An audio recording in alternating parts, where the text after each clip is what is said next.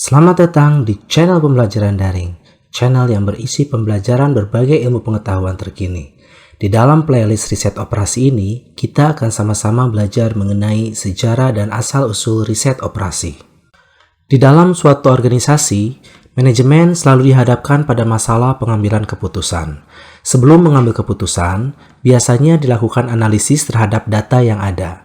Untuk melakukan analisis ini, diperlukan alat-alat analisis, antara lain yaitu analisis kuantitatif. Karena analisis ini menggunakan ukuran atau satuan angka. Jadi, segala hal atau faktor yang berhubungan atau mempengaruhi masalah yang dapat dipecahkan sedapat mungkin diukur dengan angka, kemudian dianalisis secara kuantitatif. Untuk melakukan analisis ini, dilakukan atau dikembangkan konsep yang dipelajari di dalam matematika, statistik, akuntansi, dan sebagainya, sehingga membentuk suatu model yang dapat dipakai untuk memecahkan suatu masalah. Riset operasi adalah aplikasi metode, teknik, dan peralatan ilmiah dalam menghadapi masalah yang timbul di dalam operasi perusahaan dengan tujuan menemukan pemecahan yang optimal. Tujuan riset operasi adalah mencari pemecahan masalah secara optimal dengan mengingat tujuan serta keterbatasan yang ada.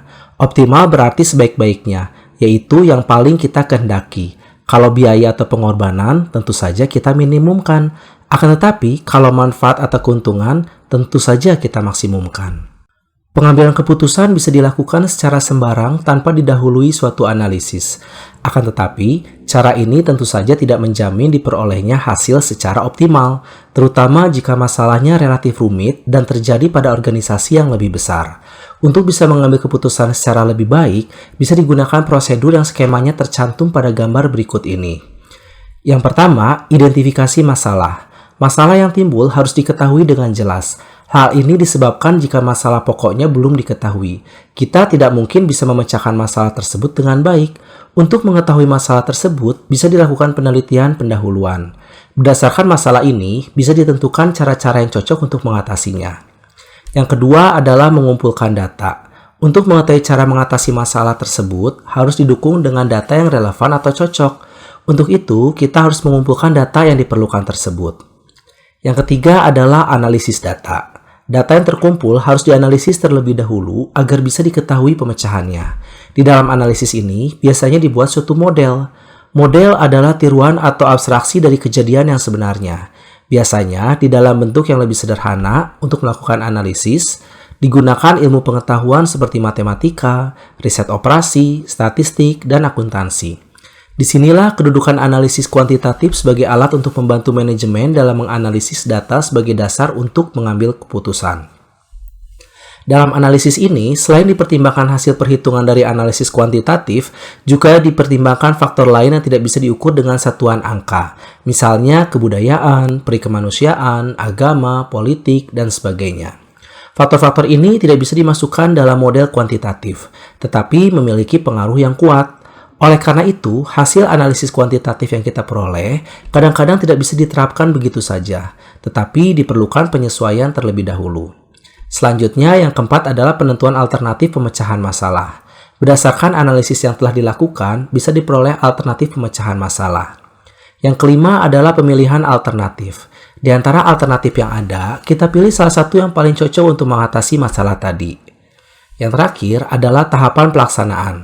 Alternatif yang telah dipilih di atas kemudian dilaksanakan atau dijalankan untuk mengatasi masalah yang timbul. Dalam pelaksanaan ini dapat dilihat apakah langkah itu sudah cocok atau belum.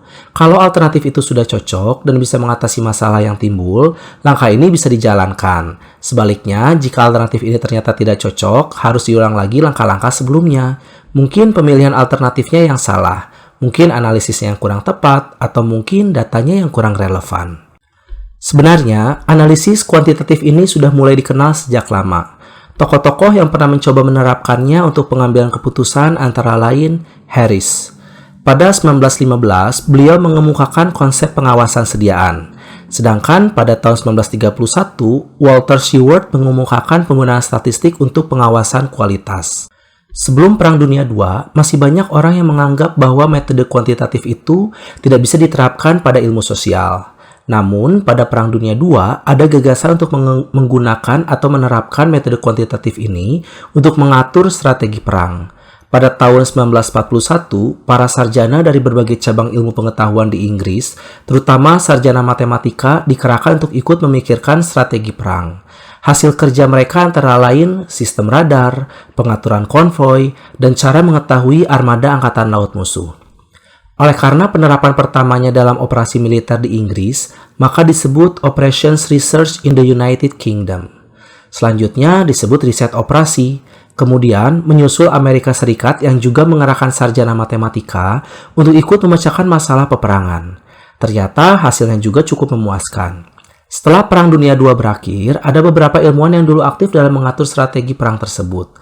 Mereka mencoba menerapkan riset operasi ini dalam perekonomian pada umumnya dan kehidupan perusahaan pada khususnya. Dengan demikian, lahirlah analisis kuantitatif untuk manajemen yang sering kita sebut dengan istilah riset operasi.